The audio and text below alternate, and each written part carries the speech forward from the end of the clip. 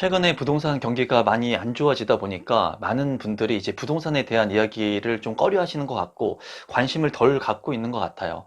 제가 봤을 때는 많은 사람들이 관심을 갖지 않는 시장, 그리고 그러한 상황 속에서 늘 기회가 있었던 것 같은데 오늘은 제가 경험했던 부동산에 대한 부분을 좀 말씀드려 보도록 하겠습니다.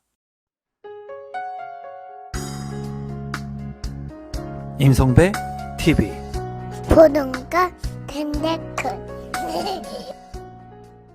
일단은 지금 부동산의 경기가 많이 좋지가 않죠. 그리고 조정 장세가 왔습니다. 뭐 하락 장세, 침체 장세, 뭐 상관없어요. 어쨌거나 가격이 떨어지고 있는 그런 상황에 직면을 하고 있죠. 그리고 이 상황이 얼마나 될지 몰라요. 많은 분들께서는 지금 금리가 많이 오르고 있기 때문에, 그리고 세계 경기가 별로 좋지 않기 때문에 내수 경기에서도 영향을 많이 받고, 이제 재무를 담당하는 전문가들 같은 경우에는 내년까지는 좀 어렵지 않겠느냐, 이런 의견을 이제 제시해 주고 있습니다. 제가 봤을 때는 많은 사람들이 부동산의 시장이 좋고 가격이 많이 오르고 폭등할 때는 관심이 없던 분들도 많은 관심을 갖게 됩니다. 하지만 부동산의 경기가 좋지 않고 좀 하락기를 맞이하게 됐을 때는 많은 사람들이 좀 물러서서 관망하거든요. 그랬을 때 어떻게 보면은 많은 사람들한테 부동산을 살 수 있는 기회가 포착됩니다. 그리고 그런 것들을 이제 행할 수 있는 분들은 따로 이제 분류가 되게 되죠.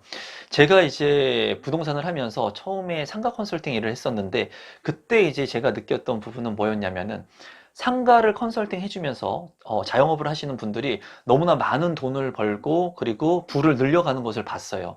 저는 단순히 상가를 컨설팅 해주고 자리를 구해주고 하는 일을 했을 뿐인데, 뭐 여러 개의 프랜차이즈 사업을 하시는 분들도 있었고 여러 개의 가게들을 운영을 하면서 사업을 통해서 돈을 버시는 분들이 많이 있었습니다.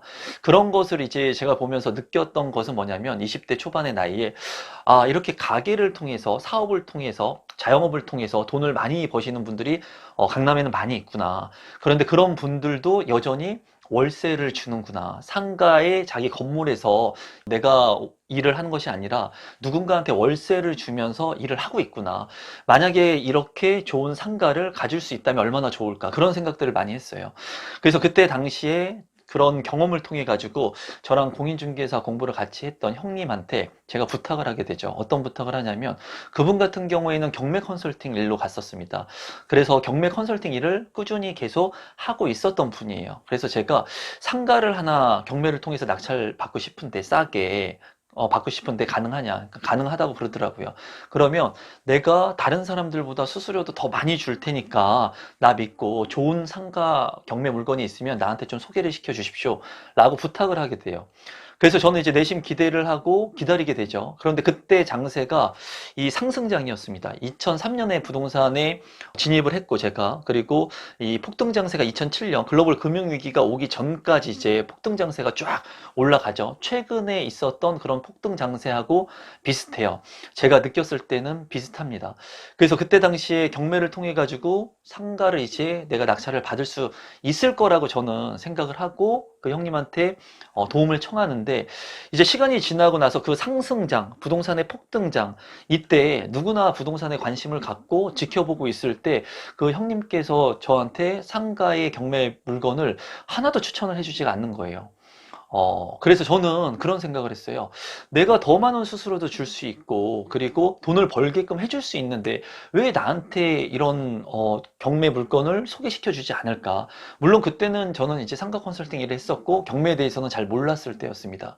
그런데 그 형님께서는 시간이 지나고 보니까 본인 스스로가 경매에 컨설팅을 해주고 돈을 받고 하면서 돈을 벌었겠죠, 처음에는. 근데 궁극적으로는 경매를 통해서 컨설팅을 하고 수수료를 받아서는 부자가 될 수 없다는 것을 본인 스스로 깨달은 거예요.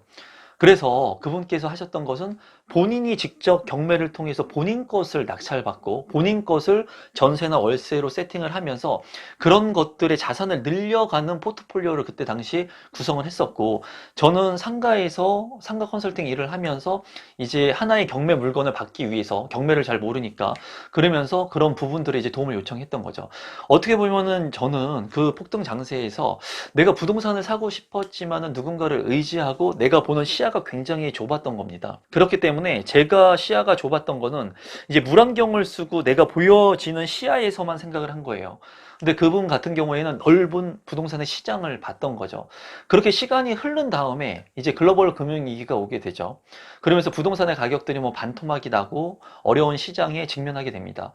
그때 이제 제가 적극적으로 경매를 배웠던 것 같고 컨설팅 일을 했던 것 같아요. 그리고 제가 그런 경험들을 통해 가지고 저 역시도 처음에는 경매 컨설팅을 했지만은 시간이 지나면서 이 경매 컨설팅을 해가지고 특수물건을 해가지고 내가 수수료를 받는 것은 별 큰 의미가 없구나. 직장 생활을 하는 거와 똑같구나. 중요한 것은 내가 자산의 규모를 늘릴 수 있는 이런 기술들을 여러 가지 내 것으로 만들고 그리고 실전에서 내 것으로 활용을 해가지고 만들고 자산을 늘려가야지 부자가 될 수 있겠구나. 그런 생각들을 많이 했습니다. 그래서 제가 배운 대로 그리고 경험한 대로 제 스승님들이 알려준 대로 그런 포트폴리오를 통해 가지고 이제 부동산을 규모를 늘리고 그리고 월세 세팅의 흐름을 만들고 그리고 부동산이 저절로 흘러가는 그런 시스템을 알게 되죠. 근데 이런 부분들을 제가 시간이 지나서 느꼈던 것은 그런 시장과 똑같은 시장이 지금 이제 다시 오는 것은 아닌가 그런 생각을 하거든요. 상승장 때 이제 2019년도에 제가 유튜브를 시작했을 때 많은 분들한테 부동산을 통해서 내 집 마련을 하라고 말씀을 드렸습니다. 그리고 경매라고 하는 도구를 통해서 부를 늘릴 수 있는 기회, 청약을 통해서 내 집 마련을 할 수 있는 기회가 올 수 있을 것이다. 그 올 수 있는 기회는 경기가 안 좋아졌을 때 2008년과 같은 글로벌 금융위기와 같은 어려운 경기 침체의 국면이 오게 된다면 그런 기회를 얻을 수 있을 것이다 라는 얘기를 제 유튜브를 통해서 많이 했습니다. 그리고 지금 현재 제가 봤을 때는 그러한 시장의 초입에 있는 것은 아닌가 개인적으로 생각을 하거든요. 이 고래 깊이가 얼마나 더 떨어질지는 잘 모르겠어요. 하지만은 제가 폭등 장세에서 누군가를 의지하면서 막연하게 도움을 요청했지만은 그분 역시 본인 스스로 자산의 규모를 늘려갔죠. 그리고 2008년 글로벌 금융위기가 왔을 때 굉장히 두려웠습니다. 저는 어떤 게 두려웠냐면 이 부동산이 칼날같이 떨어지는데 내가 가지고 있는 돈은 얼마 없고 과연 부동산을 통해서 내가 자산을 늘릴 수 있을까라는 생각을 굉장히 많이 했었어요. 그리고 그때 그 공포감에 휩싸여 있을 때 많은 사람들이 부동산 시장이 끝났다고 했던 그 시점 2008년부터 2012년 그 극심한 공포기의 시점에 제가 경매 컨설팅을 굉장히 활발하게 하면서 많은 사람들의 자산을 늘려줬었습니다. 그때 당시에 제 주변의 지인분들은 물론이고 경매 컨설팅을 통해 가지고 떨어지는 가격 하락 방어를 할 수 있는 그런 최고의 저가 매수 전략이 경매라는 것을 깨닫고 컨설팅을 하고 많은 사람들을 도와줬었는데 그런 시기에 지금 직면하고 있기 때문에 어쩌면은 실제로 이러한 시장이 다시 되돌아오는 것 같다는 그런 느낌을 받고 있습니다.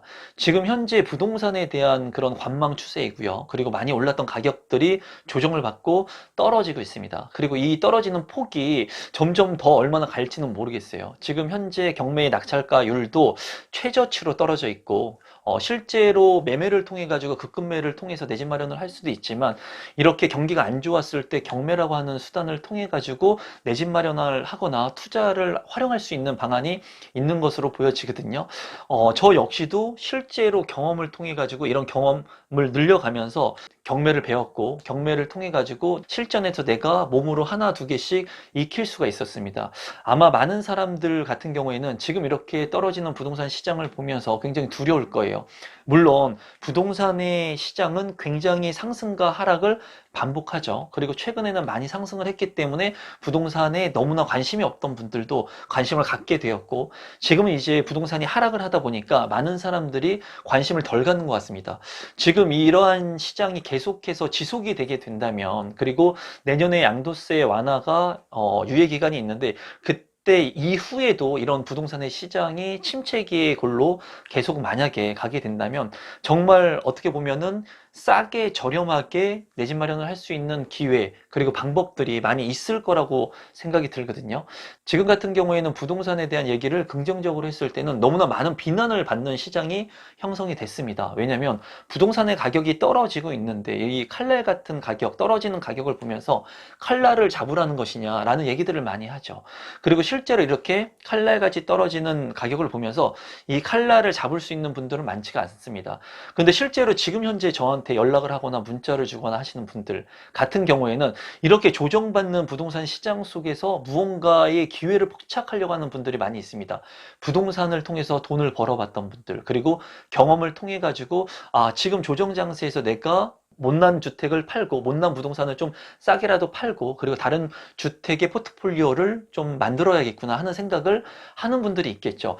지금 현재 부동산의 가격이 조정을 받고 있기 때문에 내가 가지고 있는 주택, 부동산을 아주 최저가 급매로 만약에 내놓게 된다면 그런 매물들은 거래가 됩니다. 가격을 싸게 내놓으면 무조건 거래가 되게 돼 있어요. 급매의 물량들은 거래가 되겠죠. 그런 물량들을 거래로 내놓으면서 매도 처리를 하고, 그리고 좋은 물량들 중에 나와 있는 것들, 그런 것들을 이제 포트폴리오로 이제 편입을 하는 그런 시스템들을 이제 구축을 하고 있는 것 같아요. 물론 지금 초입이기 때문에 많은 사람들이 부동산의 시장을 더 관망하려고 하고 더욱더 떨어지기를 기다리는 것 같습니다. 저 역시도 지금 현재 경매의 낙찰가율이라든가 그리고 실제의 보유하고 있는 부동산의 그 거래 현황들, 그리고 떨어지고 있는 이런 전세나 매매 가격들을 좀 체크하고 있고요. 그런 것들을 보면서 실제로 얼마나 더 떨어질 수 있는지, 바닥까지는 예측을 못하겠지만 무릎까지 가는 시점이 언제가 될 것인지에 대한 부분들을 좀 생각하고 있습니다.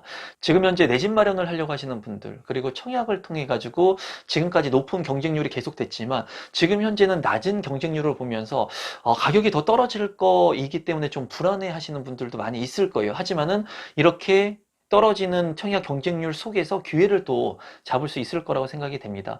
최근에 제 지인 같은 경우에도 청약을 통해서 꽤 낮은 경쟁률의 주택을 내 집 마련을 했습니다. 그러면서 저한테 물어보는 게 무엇이냐면 가격이 더 떨어지면 어떻게 하냐, 불안하다, 초조하다, 그런 얘기를 해요. 그런데 제가 봤을 때 물론 경쟁률이 굉장히 높은 시장, 그리고 가격이 상승하는 시장이었다면 청약 당첨이 되지가 않았겠죠. 하지만 지금과 같이 조정 장세, 그리고 많은 사람들이 좀 관망하려고 할 때, 이럴 때일수록 어떻게 보면은 내 집 마련의 청약의 경쟁률을 낮게 해가지고 기회를 얻을 수가 있습니다. 이제 최근에 부동산의 폭등 장세가 있었죠.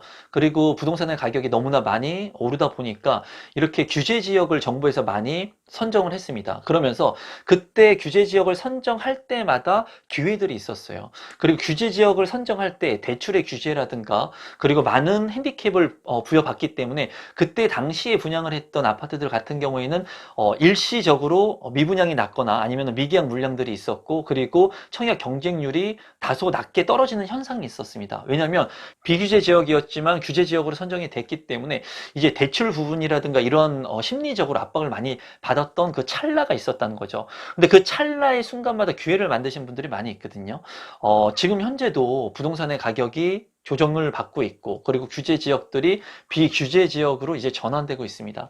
앞으로 이러한 상황이 어느 정도 지속이 될 수 있을 거라고는 생각을 해요, 저도. 그리고 올해까지는 이런 추세를 지켜보는 사람들이 많을 거라고 생각을 합니다. 그런데 제가 느끼는 것은 누구보다 한 발 앞서서 내가 보고 있는 물안경의 시야가 아닌 더 넓은 시야를 확보를 해야 되는 것을 한 번쯤 생각해 보시면 좋을 것 같습니다. 지금 현재 많이 조정받는 이런 아파트 가격, 부동산의 가격들을 보면서 이제 여러분들께서 2008년도에 이 4년 정도의 그 침체기가 있었죠. 그리고 그 이후에 이제 부동산의 가격이 조금씩 올라가면서 2005년, 2015년, 2016년을 지나면서 굉장히 큰 폭으로 상승을 했는데, 그때 당시에 침체의 고리 한 4년 정도가 있었습니다. 그리고 그 글로벌 금융 위기는 세계적인 경제 위기가 왔기 때문에 그렇게 침체기의 길이가 굉장히 길어졌었죠. 최근에 이런 침체기가 글로벌 금융 위기보다 더 갈 것이다 라고 얘기하는 분들도 있습니다. 제가 봤을 때 부동산의 이러한 침체기, 조정 장세가 얼마나 더 갈지는 모르겠습니다. 하지만 이런 시장 속에서 늘 기회를 만들 수 있는 분들이 됐으면 좋겠고요. 그리고 많은 수단들, 내가 보고 있는 시야뿐만이 아니라 더 넓은 시각에서 한번 살펴보시면서 청약이라든가 경매를 통해 가지고 이런 하락 장세에서 꼭 부동산의 자산을 늘리거나 내 집 마련을 할 수 있는 기회를 좀 만들어 보면 어떨까 싶습니다. 이런 청약이라든가 경매 같은 경우에는 여러분들께서 늘 관심을 갖고 보셔야지 많은 경쟁을 회피해 가지고 내 것으로 만들 수가 있습니다. 오늘도 마지막까지 제 영상 시청해 주셔서 감사드리고 오늘 영상은 이것으로 마무리 짓도록 하겠습니다. 고맙습니다.